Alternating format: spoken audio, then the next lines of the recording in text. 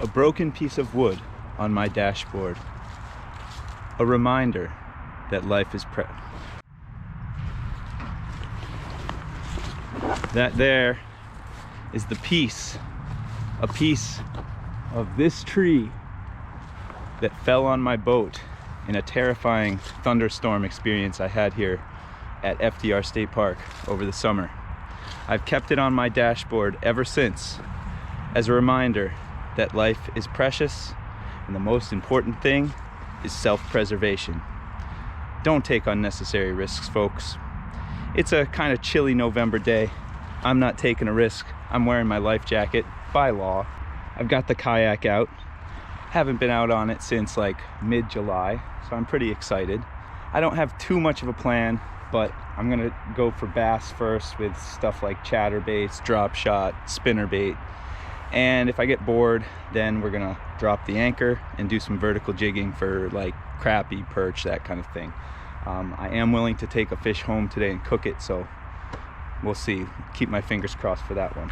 But yeah, I'm pretty excited to be out here and doing some fall time fishing. They say the big uns come out at this time, so let's see. All right, here we are. You know, it's a weird time of year because I know water temperature's changing, so I feel like we found out a couple weeks ago in Pennsylvania, some fish are feeding, you know, close to shore because there's still, you know, bountiful food sources like fry and I don't know, crawfish or whatever.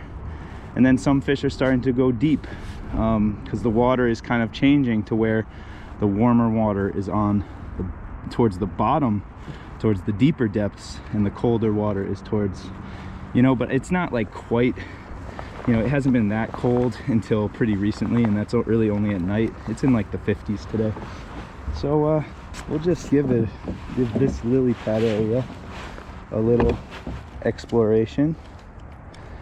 Got the chatterbait, but today it's the bayou craw. I'll try it without a trailer for now. I am seeing some fish on the graph. Remember, we didn't have a trailer last time, and at least as far as the pickerel were concerned, it worked just fine.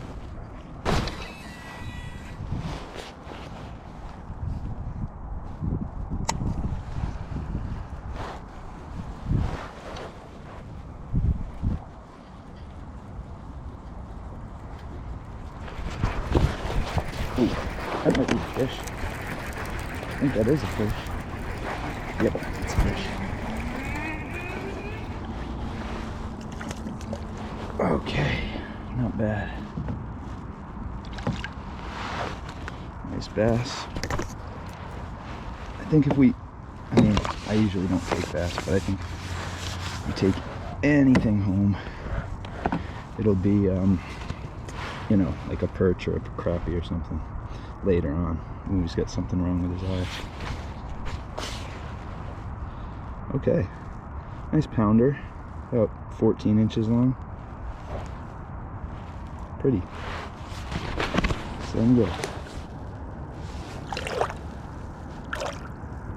Not skunked. That's always good. And I mean, we're in what, 6 feet of water, so close to show you. Again, that's a bayou craw chatterbait, no trailer. Actually, for a while, that particular bait, I think with a trailer, I forget, used to be my PB bass, like only my second 4-pounder. Right here is my favorite emergency spot. This is right where I jumped out of the boat over the summer, if you remember that fiasco. Seeing a lot of fish on the graph right now. They're hanging at about 7 feet in 12 feet of water. I'm actually seeing some activity like close to the surface, which is fine for this chatterbait. And I don't know if it's, you know, turtles or bait fish, but there's life in here. There's life in here. Alright, just a slight change. Put a net bait Paca craw. Is it a baby? Yeah, baby Paca craw. Okeechobee craw color trailer onto my chatterbait. Get a little more casting distance with that weight on it. Sudden depth change, which usually is another indication that you might find fish, and I do see a relatively big one on the graph right now. We're in like 17 now, but it was like a very sudden drop from like 10. We got some at about 7 feet, nice big ones. They're at 7 feet, but we're in 17 feet of water, so they're suspending.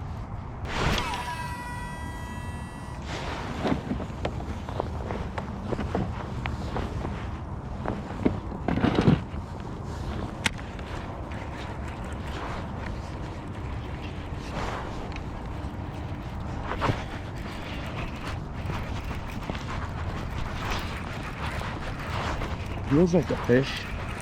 Yeah, it is.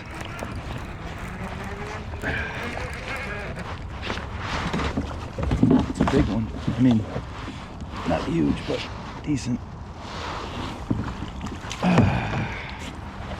Okay. Wasn't sure because I was caught in pads too, so I wasn't sure what we had here. But we have a decent fish. Oh, and he was hooked really good. Okay, bruiser. It's in the 2.5 pound range. Nice one. Nice one, real nice. These waders are restricting my movement. Don't worry, the bass is in the water.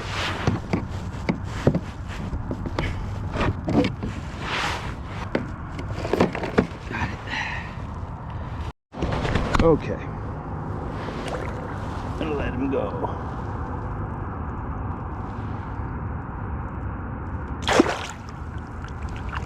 Good job, everybody. Okay, minor mechanical issue. This has come up before. This pedal here is very loose, and I thought I solved that problem by pretty much simply banging it in with a rubber mallet and tightening it with an Allen key, and that's what I will do when I get home. But the last few times I used this pedal drive, I didn't have a problem, so of course it's the one time I'm thinking, oh, I won't have to worry about that today. It's happening again, so it's a minor inconvenience. I've got the paddle, so we got a nice arm workout today. Just a little harder to fish today. More leg room anyway. So keeping this minor inconvenience of the pedal drive not working in mind, I've been trying lately to kind of reframe unfortunate situations and think, first of all, what I can learn from them, but also what advantages they might give me. So in this case, I don't have to worry about the propeller getting all caught up in these lily pads, so I'll just go right into them if I need to. And well, it'll make bathroom breaks a bit easier because it's already up, and it might inspire me to do my vertical jigging, so I don't have to even move. I do have the anchor with me. As far as what I can learn, of course, don't forget the Allen wrench and the rubber mallet. Okay, it's probably about halftime at this point. I'm pleased with my 2 decent bass. I'm still gonna throw around for bass for a little while, explore the other side of the lake. I'm not gonna go to Crom Pond today in that little channel. Just don't wanna expend all my energy in that way. But soon I think I'm gonna try vertical jigging for something to eat. Crappie would be optimal, but I'll take perch, sunfish, as long as they're big enough. All right, let's keep going. Okay, so this is probably a terrible angle, but I wanted to do something, give you guys a different view. I just got a pretty basic jig head here. I'm gonna put a gulp minnow on it and jig below me. There were some fish around the area, but I might change locations a few times. These guys. Make sure you seal that up tight. This stuff stanks. All right. Let's see what we got down there. Oh, that was a bite. He didn't take it. Okay, we're going right back. We got a bite already. He'll come back. He'll come back. Yorktown. These are good marks too. I wonder if it's perch. I wonder what we got down there. I'm telling you, if this was live bait, we'd have a fish in the boat already. Alright. Okay. So, there's my guy. He may have stumbled into something here. Still see marks. Yep, separation coming from the bottom. It's okay. Be patient. I don't know if you can see, but fish and my lure.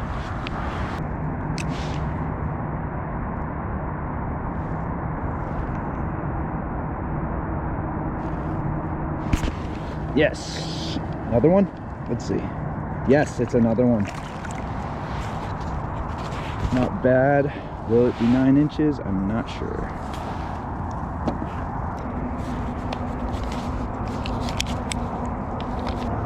It is.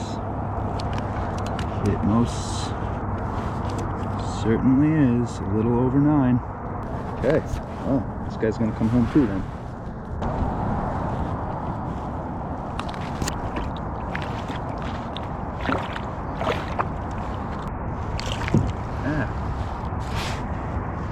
My crappies on the surface just got in the way there. They're trying to help their friends. There we go. Oh, wasn't feeling it. Went right back down. Oh, here he comes again. Come on. Here he comes again. They like chasing. Yeah, they want to have to chase it. This guy's been thinking about it for a while. Got a whole gang down there now. Alright guys, I don't have much time. It's getting dark, it's getting cold, but I'm going to try to show them something different. So this will be a Swedish pimple tipped with Gulp fake waxworms, which may or may not have lost some of their juice over the years. Going down. Sun going down might actually make them a little more interested. Can't see what they're looking at. That was a quick up and down. Alright, put the Gulp minnow on there too. We got about 5 minutes. Sun is pretty much down. Okay folks, I'm gonna call it, but it was a good November outing. Everything I wanted to happen kind of did. I might cook up these crappie. I might make it into another video. I don't know, but I hope. Oops, did we get a bite? Yep, we have a fish. Sorry guys, we have a fish. Oh, and it's a, look at this. Look at this. While I'm filming the outro, look at that. It's just dead sticking there. So I'll take him home too. Look at that beaut. Look at that beaut. Anyway, this might be the end of this video. It might not, but if it is, hope you liked it. Okay, you know what? Screw it. It's the next day, and we are gonna turn this into a catch and cook. I'm gonna take the crappie fillets, which I filleted right here on my filleting table last night when I got home, and I am going to make some crappie soup. All wordplay aside, I hope this soup is good. I think I've tried to make soup with fish once before on this channel, and it wasn't great, and it looked disgusting. I think I did that with perch, but anyway, I got some ingredients. It's a pretty simple recipe. We're gonna get in the kitchen, and we're gonna make soup, and I'm gonna try it for you guys. Yeah. Beautiful crappie fillets. So out of 4 fish, I got about almost a pound. I got like 0.8 pounds of meat, and that'll be good for our recipe. So guys, I already did some of the prep work, because why make you watch me chopping vegetables? But let me just show you what kind of ingredients we're dealing with. These are diced tomatoes with green chilies. I thought they were just green chilies, which is what the recipe calls for, but that's okay. We'll deal with it. This is Greek yogurt. The recipe called for non-fat yogurt. This will probably be just fine. The crappie, of course. Diced tomatoes, so we're kind of almost doubling up on that. Chicken broth. Chopped onions. Oh, this is interesting. I just went out to my garden, which was a disaster this year. But look, I found a tiny, tiny jalapeno pepper. We'll use it. Probably won't have any effect on the dish, but whatever. In this nice coffee mug, I have chopped green bell pepper. And so now, oh, and some spices. We got cumin. We got chili powder, you know, salt, pepper, olive oil. So now we'll start the process. I will give you a good look at these fish. I'm just so proud of myself because they're all boneless and it just looks good. Oh, and I forgot the garlic. Anyway, this is loosely based on a recipe I found on the internet, but I've made a lot of modifications. But I'll link to the recipe I found, and hopefully it's good and it's worth looking up and trying yourselves. All right, so without further ado, let's start the cooking process. All right, so I put the frying pan away because apparently you just do this all in the same pot or pan. I guess a pot would work better if it's soup. But let me just get this olive oil heated up. Medium-high heat. Once this is heated up, the onions are going to go in there. So I'm going to saute the onions for about 5 minutes, and then I'm going to add the garlic and the chili powder. And now while that's sauteing, I'm going to chop my crappie fillets into bite-sized pieces. All right, before I chop, I just wanted to lay these all out for you guys because I'm pretty proud of how my filleting has come along. These should be mostly boneless, and I am going skin on. I scaled it, of course, but I'm going skin on because I think it imparts some good flavor, and I'm a fan of fish skin.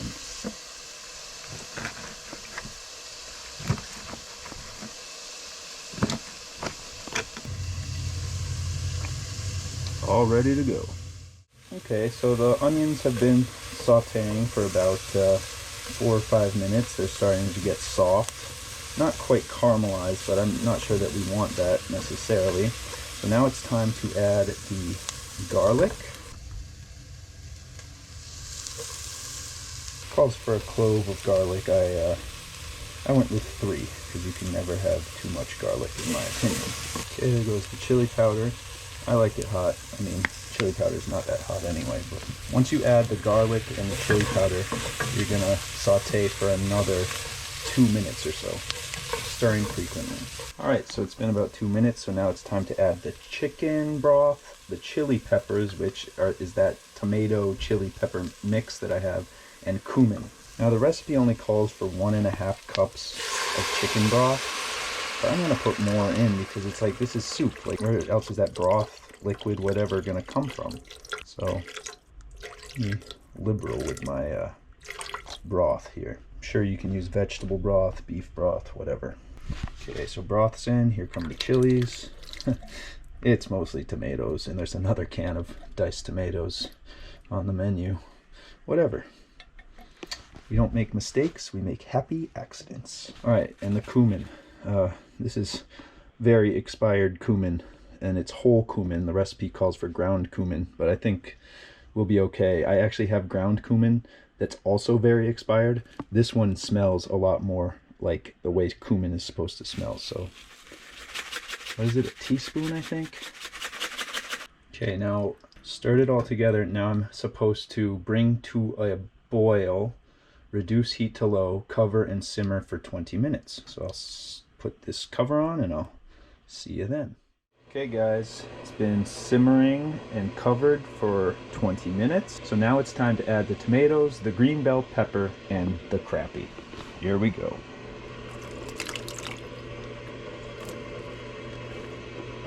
Last but not least, the star of the show.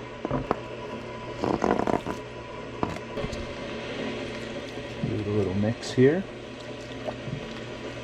I feel like this is going to have more of a stew consistency than a soup, but it looks great. Love all the colors. I might add a little more chicken broth. I already did this once. Okay, so now we're going to return to a boil, then reduce heat to low, cover, and simmer for another 5 minutes. I'll see you after those 5 minutes.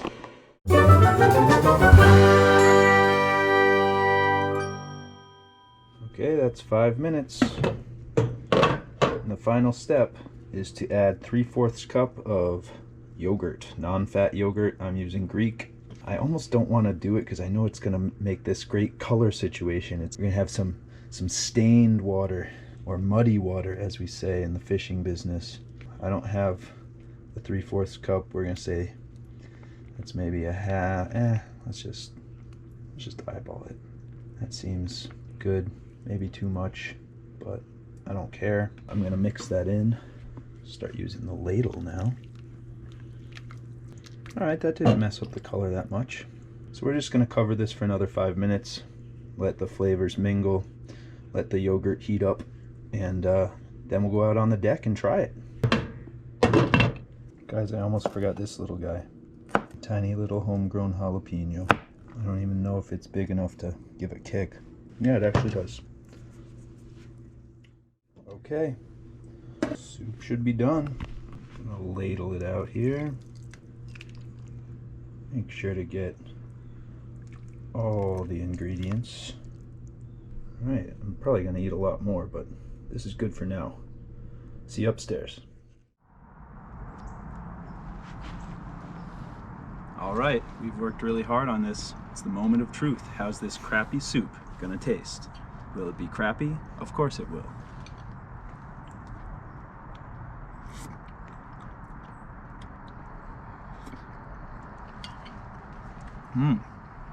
The broth is very flavorful. Got the tang of the tomatoes and the green bell peppers and the little bit of chili peppers, as well as the spices. It's a hearty soup. Let me get a nice big piece of crappie here.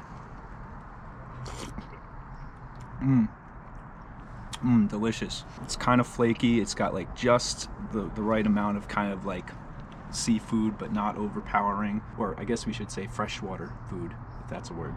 But this is perfect for a fall day. Really warms you up, warms up the soul.